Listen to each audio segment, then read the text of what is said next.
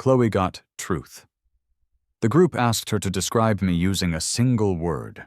She laughed, a careless sound that didn't reach her eyes. Janitor, I guess? Her friends erupted in laughter and catcalls. I quietly slipped away from the party, hailed a taxi, and went straight to Chloe's apartment. I cut the power cord to her air conditioner and poured industrial-strength superglue all over her mattress. Then, I blocked her number on my phone and every social media platform and simply vanished. A year later, I saw Chloe on the news. When the reporter asked about her first love, she seemed to zone out for a second.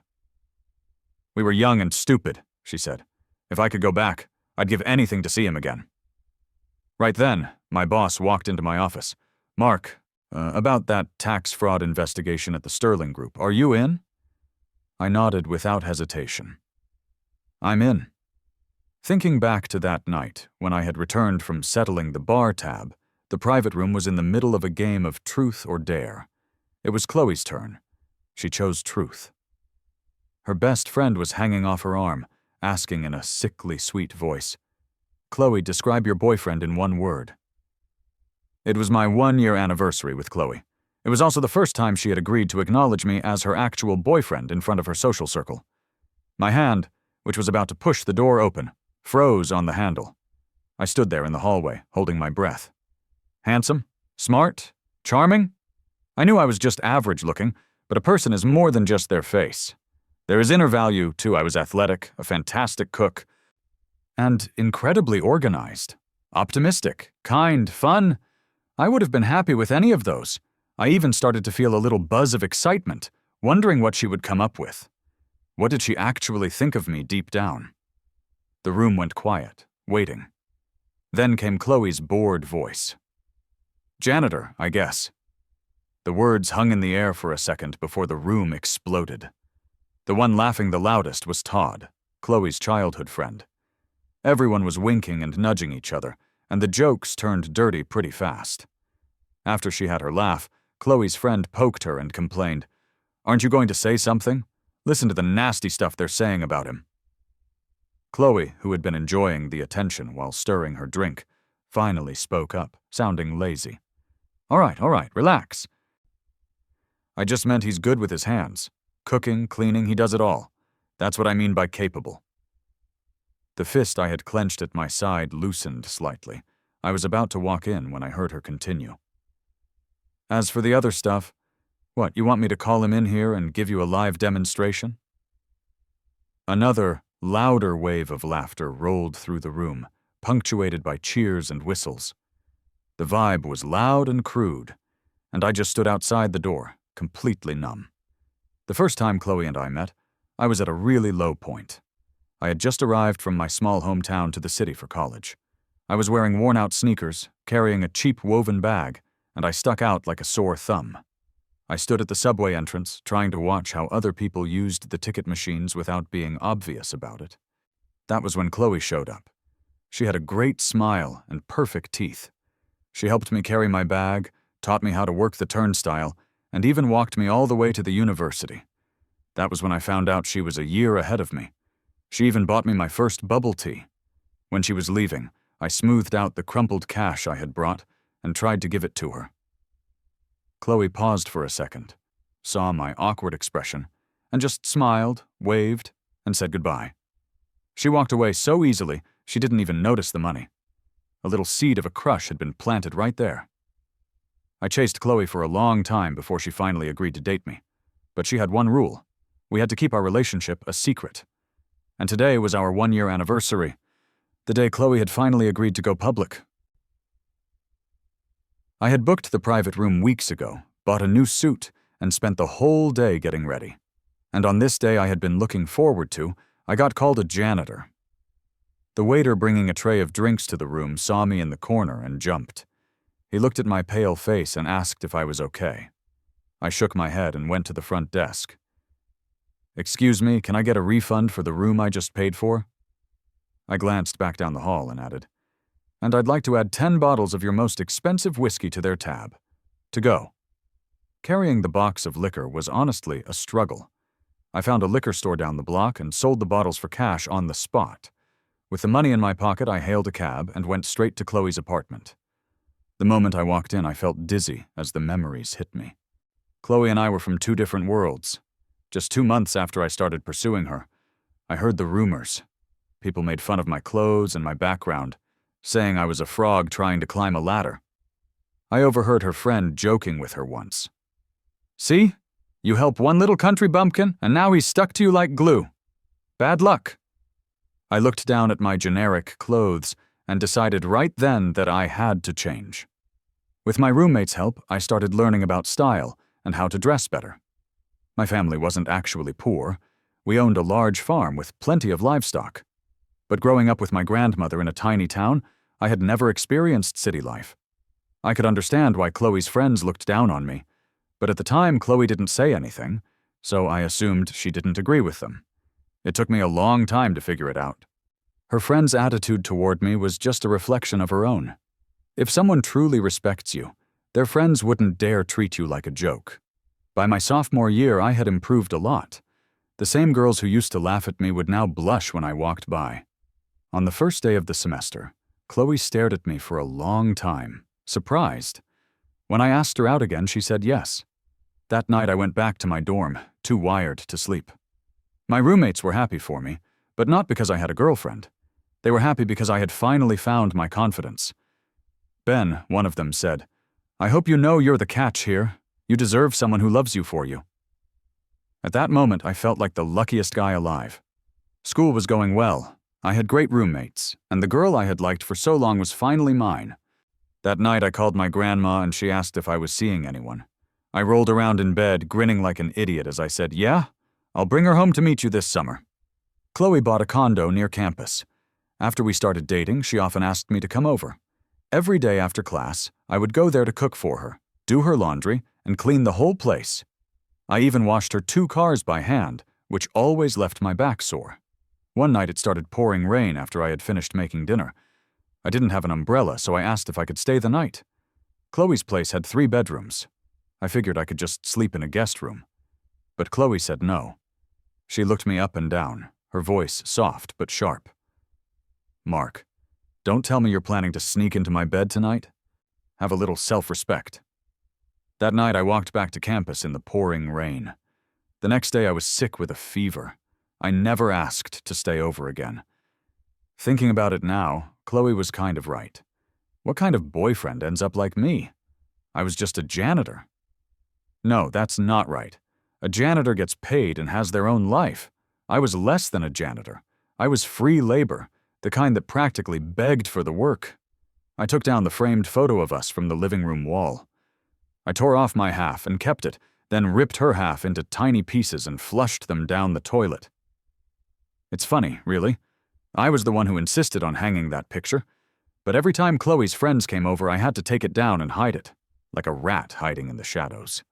I took out a pair of scissors and cut the cords for the air conditioner, center, the TV, and the Wi-Fi router. Then I went to the kitchen, grabbed a bottle of chili oil, and poured it all over the clean dishes in the cabinet. I found some spoiled milk and old fruit in the fridge and shoved them under the sofa. I also found all the expensive underwear in her dresser and cut a hole in every single pair. I used her toothbrush to scrub the inside of the toilet bowl, then put it right back in the holder. I thought for a moment, then went downstairs to the corner store and bought a tube of industrial superglue. I hummed a happy tune as I spread it all over her silk sheets. By the time I had thoroughly wrecked the entire apartment, an hour had passed. I nodded, satisfied. Before I left, I grabbed all her car keys and took them with me. Just as I was walking out of the complex, I got a call from Chloe. She sounded annoyed. "Where did you go? Everyone is waiting for you, you know." Having let off some steam, I was actually in the mood to mess with her. "Guess? Maybe I'm at your place?" There was a pause, then her voice turned cold. "That's not funny, Mark." I didn't say anything. It seemed like she finally realized something was off, because for the first time ever, she softened her tone. "Are you still mad about Julian? I told you we were just playing a game." Julian. Her guy best friend. Julian. She said his name so sweetly. "No, it's fine," I said. If you guys like playing games so much, you should play some more. Julian had lost a round of Truth or Dare earlier and had to sit on someone's lap. He looked at Chloe and she knew exactly what he wanted, pulling him right onto her lap. Everyone was laughing. My face was the only one that wasn't smiling. I left the room to pay the bill, planning to make an excuse and leave.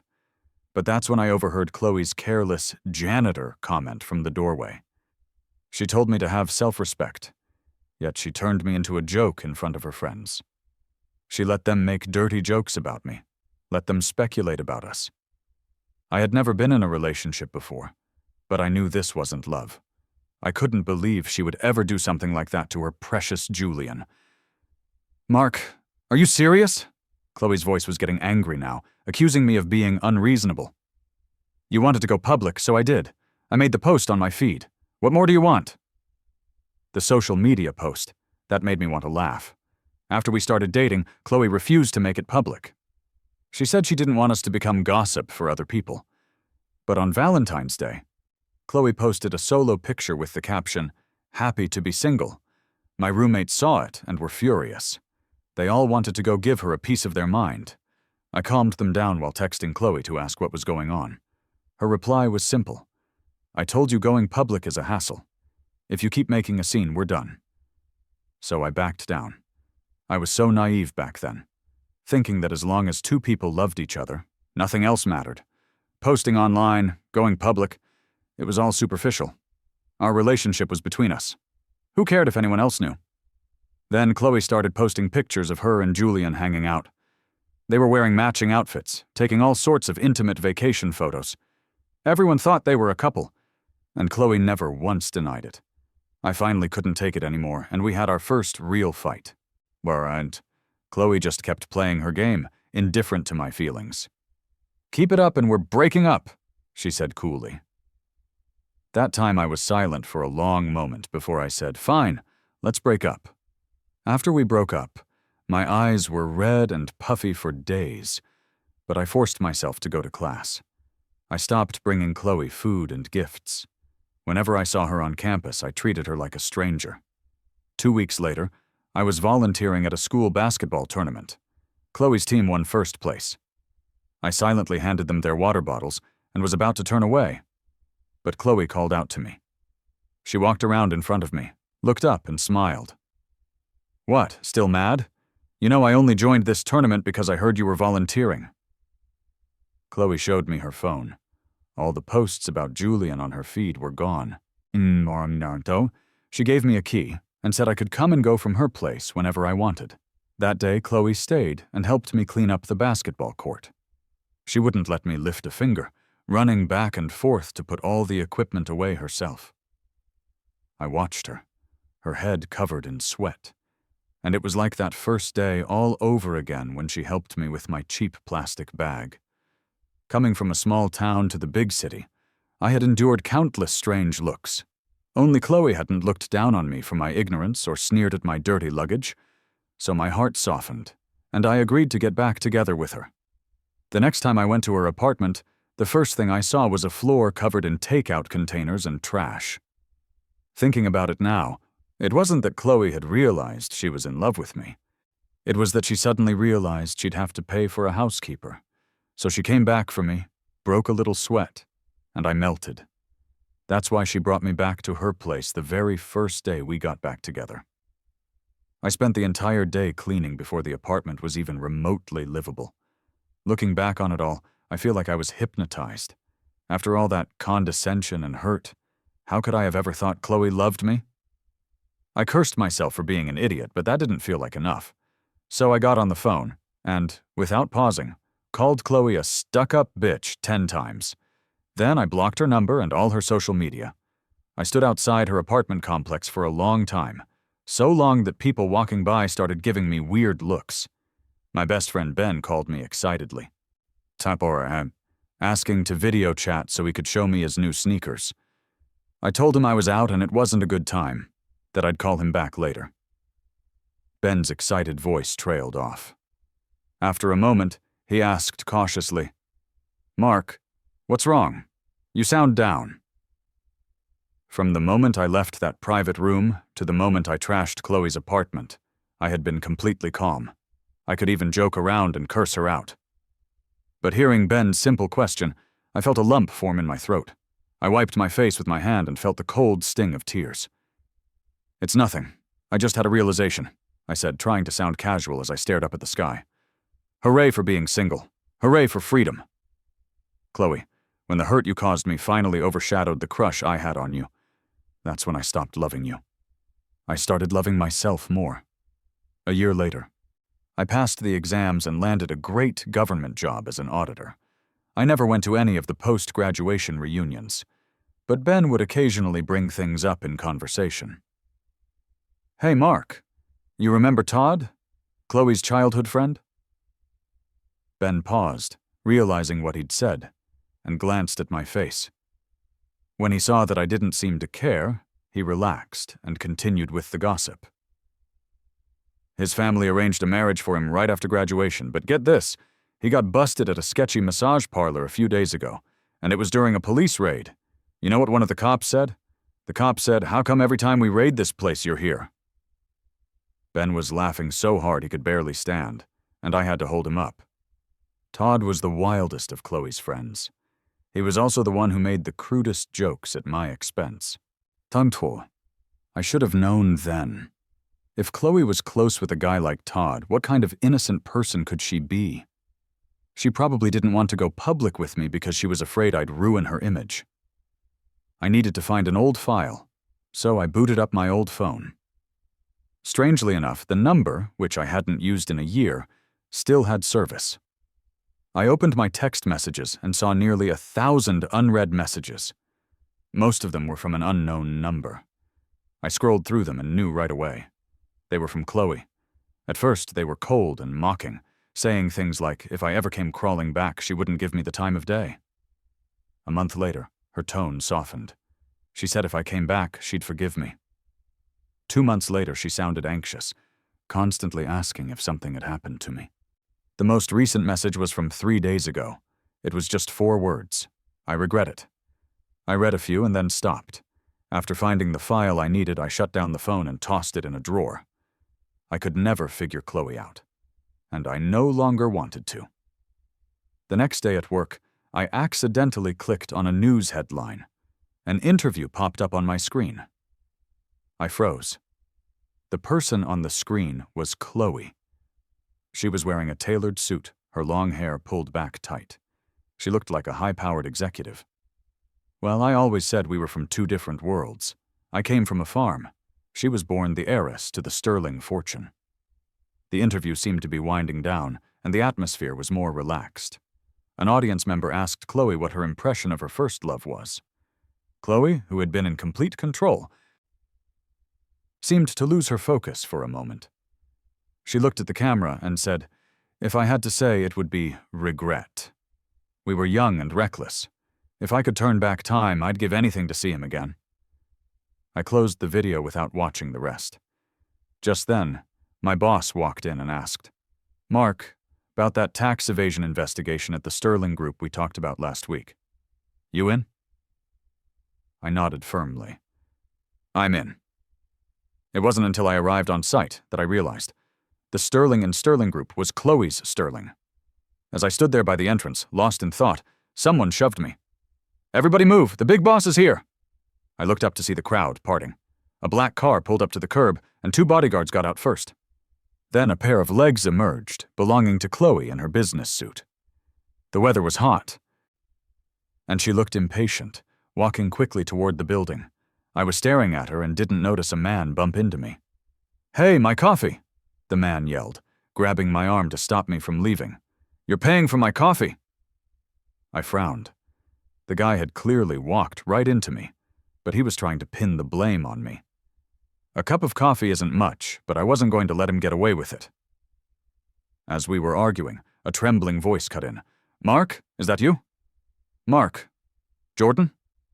I turned and came face to face with Chloe's stunned expression. When she saw me looking at her, she tried to smile, but her lips wouldn't cooperate.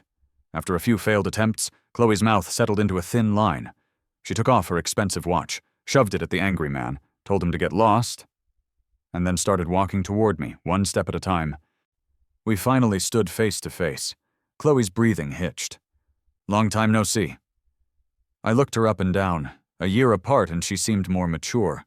The sharp edges in her eyes had softened. She seemed calmer, too. I honestly thought that if she ever saw me again, she'd call the cops and have me arrested for the apartment damage. The air was thick with silence. Chloe's voice was hoarse. Where did you go? I texted you. Why didn't you answer me? I didn't say anything. Just then, my colleague arrived, walking quickly over to me. Sensing the weird vibe between us, he scratched his head. You two know each other? Chloe seemed to snap back to reality and gave my colleague a distant nod. He shook her hand. Hello, Miss Sterling. We're here specifically to see you today. Chloe's eyes lit up, and she whipped her head toward me. A hopeful look on her face. You're here for me? I knew you. As Chloe reached for me again, I took a slight step back. Yes, I'm here specifically to see you. I pulled out my badge and gave Chloe a small, professional smile. Miss Sterling, we've received a report alleging tax evasion at the Sterling Group. We need you to cooperate with our investigation. In the office, Chloe's face was grim. Her eyes were locked on me, practically shooting flames. I paid her no mind, flipping through the documents her secretary brought in. Just then, the door was pushed open, and a loud voice boomed. Chloe, I need to borrow some cash. My wife's got me on a tight leash. Todd walked in and froze when he saw us. Then his eyes focused on my face, and a look of recognition followed by contempt spread across it. Tsk! If it isn't Chloe's ex-boyfriend. He paused, then corrected himself. Wait, is it ex-boyfriend? What, you regret leaving and came crawling back? He grinned, his eyes raking over my face and my clothes without any shame. Todd, watch your mouth. Chloe's warning was cold. Todd shot her a look and pouted but didn't say anything else. Thinking back, in the 4 years I'd known Chloe, this was the first time she had ever defended me when her friends were making fun of me. A shame, really. I didn't get it when I needed it, and I certainly didn't need it now. I put down the file and gave Todd the same dismissive head-to-toe once-over, then scoffed. Long time no see. You haven't changed a bit. Todd was about to reply, but I kept going. I thought they'd keep you locked up a few more days after that raid. Guess you got out early. Todd's face was already turning red. I feigned a sudden realization, pointing at Chloe. No wonder you have to borrow money. Can't even afford to pay your fines. My gaze shifted back to Todd, my voice flat. Oh, looks like things haven't been going so well for you these last few years. Todd was furious. Chloe had to hold him back to keep him from lunging at me.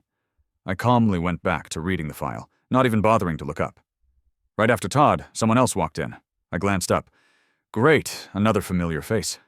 Chloe's bestie, Julian. He was dressed perfectly, his chin held high, but the moment he saw Chloe, his expression melted into one of fawning adoration. Todd's face lit up. Julian, you're finally here! It was as if he'd just found a weapon to use against me. He shot me a provocative look. Mark? I have never seen anyone as shameless as you. It's been forever since you broke up. Are you still trying to cling to Chloe? Julian put on a look of dramatic understanding. Bro, I know you can't let go of the past, but you're making things really difficult for Chloe. We're about to get engaged. You don't want to be the other man, do you? So, just as I'd thought, Chloe got with Julian right after we broke up. I wasn't surprised at all. The two of them worked as a team, painting me as the pathetic ex who was desperately trying to get back with her. Chloe stood by and said nothing, only speaking up to stop Julian when his insults became too personal. That's enough, Julian. She looked at me then. Mark, I can let the past go. But you have to tell me why you left back then. It was the first time I'd ever heard Chloe call me Mark with any respect. I couldn't help but frown. Todd was the first to object, yelling, Why should you let it go? Do you remember what he did to your apartment? You were covered in glue. You were in the hospital for 2 weeks. How can you just let that slide? Julian chimed in. Exactly. I had no idea you were so vicious. You have to pay for what you did. I turned to Chloe and asked, You want to settle the score? Chloe seemed to have regained the confidence she always had around me, tilting her chin up slightly. It's not about that. I don't care about the money, but you can apologize to me. I nodded in understanding. Fine then. Let's start calculating. Chloe stared at me. Calculate what? I just said I'd let it go. I opened the calculator app on my phone. My bill. Based on current market rates, a private chef costs about $8,000 a month. Housekeeping. Let's say $6,000. Car detailing is $100 per wash, 2 cars, twice a week. That's about $1,600 a month. Throw in another $2,000 for benefits, and that's $17,600 a month. We were dating for 1 year, 12 months. That comes to a grand total of $211,200. I'll do you a favor and round it up. You owe me $220,000. I held my hand out to Chloe and asked politely, Venmo or Zelle? Chloe was so angry she couldn't speak. I raised an eyebrow, wondering aloud if she was that broke now. She took a deep breath and, with a thunderous look on her face, scanned my QR code. Todd and Julian stood by, completely dumbfounded. Todd was the first to recover. So, you heard what we were saying that day? I turned to him, my voice light. Yep, and you call yourselves rich people, but you stiff your housekeeper on his wages. I looked at Chloe and Julian, my voice dripping with disdain. Now that's what I call shameless. Julian's eyes blazed with anger. He acted as if he were already married to Chloe, with a strange sense of ownership over her money. He lunged at me, his hand raised to slap me, screaming insults. I dodged easily. He stumbled from his own momentum and fell to the floor, yelping in pain. Don't worry, I said. Your turn is coming. I took out my phone, stopped the recording app, and made a call. Hello, 911? I'd like to report a crime. I smiled at Julian and Todd. Someone is obstructing a federal investigation and has verbally and physically assaulted a federal officer. I'd like to press full criminal charges, and I will not be accepting any mediation. The news that Julian, a rising star, had been arrested in public immediately went viral. I didn't hold back. I released the full video of his hysterical, profanity-laced tirade. Julian's public image shattered instantly, causing a massive scandal. The brands he endorsed quickly dropped him and demanded he pay for breach of contract. The shows he had appeared in were pulled, and the production companies sued him for damages. The Sterling Group's stock price plummeted, losing billions in a single day. The verdicts for Chloe and Julian came down quickly. Both were ordered to pay massive fines and serve prison time. Before she was taken away, Chloe's only request was to see me one last time. I sat across from her, not wanting to spend a second longer with her than I had to. What do you want to say? Make it quick. Chloe looked down, and for a long time she said nothing. Her first words were an apology. I know I did a lot of wrong things back then. No amount of sorries can fix it, but I still want to apologize. Chloe looked at me, her eyes red. I really did like you. I just didn't understand it then. You chased me for so long, I really thought you would never leave me no matter what I did. That's why I was so reckless. After you left, I was in so much pain. I asked so many people, but no one knew where you were. I had to drink myself to sleep every night. And I wasn't getting engaged to Julian. He was lying to you. I didn't correct him because I wanted to see if you would get jealous. The look in Chloe's eyes was one of pure agony. She stared at me, her voice trembling. Can we start over? When I get out, you can get back at me however you want. Just don't ignore me. I glanced at my watch.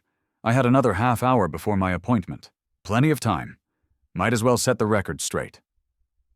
I looked into Chloe's hopeful eyes and asked softly, Do you know why I liked you? Chloe hesitated, then said uncertainly, My looks? My family? I shook my head. Because on the first day of school, you were the first person to help me with my luggage and show me how to ride the subway. Chloe's eyes widened in disbelief. Just for that? I nodded. Someone like her, who grew up in a bustling city, took everything for granted. The environment she grew up in, the constant praise, had shaped her into a confident, flashy person. She could never understand the helplessness of a boy from a small town seeing a subway for the first time. She would never know how many people had looked at me and my cheap bag with disgust, as if I were dirty and in their way. I didn't belong in that city, and Chloe was the first person to offer me a helping hand. I stared at Chloe's stunned face, my voice quiet. But the person who really helped me that day, it wasn't you, was it? If I had been a little older, if I had met a few more people, I might have easily seen the disgust in Chloe's eyes that day. She smiled as she taught me how to use the subway, but she stayed a good 3 feet away from me, unwilling to touch me. I only saw her helping me with my bag. I didn't see her tightly furrowed brow. When I gave her the money for the tea, I only saw her smile. I didn't see her turn around and throw the money on the ground as soon as she was out of sight. In the chat logs I recovered, this is how she described that day. So annoying. Where did that hick come from? He was so filthy I had to take 3 showers when I got home. This school will really let in any trash. Country folk should just stay in the country for their whole lives. Later at work, I met Sarah, a beautiful, sweet girl with a lively personality. The first time she saw me, she cried out in surprise, "Oh, it's you!" I stood there, frozen, certain I had never met this girl before in my life. Sarah grinned and linked her arm through mine. "I know you! We went to the same school. You're amazing. You won a scholarship every year."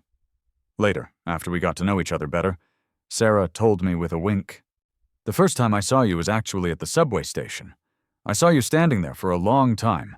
It looked like you were in some kind of trouble, but I was in a hurry to catch a flight, so I asked Chloe to help you." She had a fight with her family and was there asking me for money. She really didn't want to do it. I had to ask her 3 times. In the end, I had to promise to forgive her debt before she reluctantly agreed to help you. Chloe and I have known each other since we were kids, but I don't like her or her friends, so we were never close. I wasn't going to lend her the money at first. I was silent for a long time before I asked quietly, "Then why did you want to help me?" Sarah had a beautiful smile. She looked surprised by my question. "Does there have to be a reason? Besides, if I hadn't done something, you would have waited a little longer and someone else would have helped you." Sarah gently brushed the hair from my face, turning to look me in the eyes.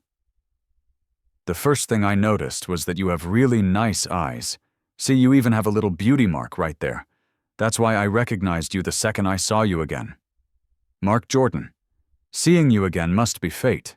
Do you want to be friends?"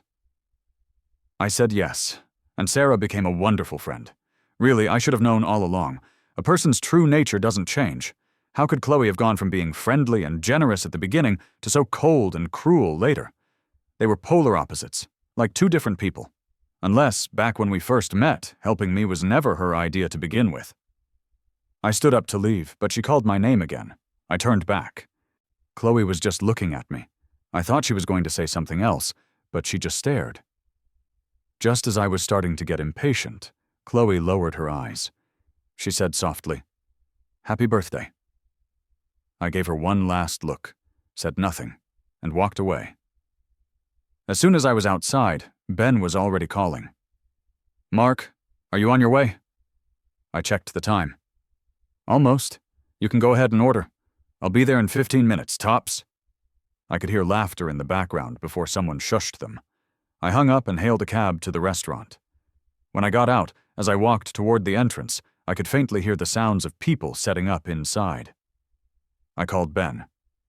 "I'm at the door." A moment later, Ben came rushing out, looking flustered. He saw me and pointed to a shop next door. "Oh man, I'm suddenly craving ice cream. Mark, come with me." I followed him obediently. I pretended not to notice the piece of shiny ribbon stuck in his hair. When we got back with the ice cream, I pushed open the door to the private room. It was completely dark inside. But then the lights flickered on, and everyone started singing "Happy Birthday." The room was beautifully decorated, and a large cake was being carefully wheeled out. "Happy birthday, Mark! Another year older, woohoo, quick, blow out the candles, make a wish, make 10 wishes. My friends surrounded me, put a birthday hat on my head, and sat me down in the center. My college roommates were there. My lifelong best friend Ben was there.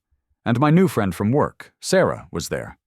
Everyone was smiling and laughing, telling me to hurry up and make a wish so we could eat cake. I closed my eyes. My heart filled with a gentle warmth.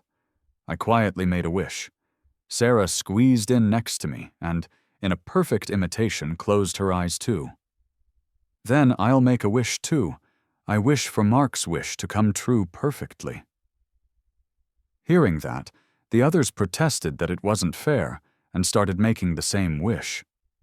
The room was filled with the happy noise of friends teasing and playing with each other. A smile crept onto my face. I thought of what my roommate had told me all those years ago. Mark, I hope you know you're the catch here. You deserve someone who loves you for you. And right at that moment, the song playing in the background hit its high point. The world is full of beauty. My love is a fire for the taking. It's not about you, it's all about me. So don't be mistaken. I will surely bloom. I will surely shine. A beautiful sight in the making. So when I opened my eyes again, what I saw was a wide-open field of possibilities. I will become better. And I will welcome a better future.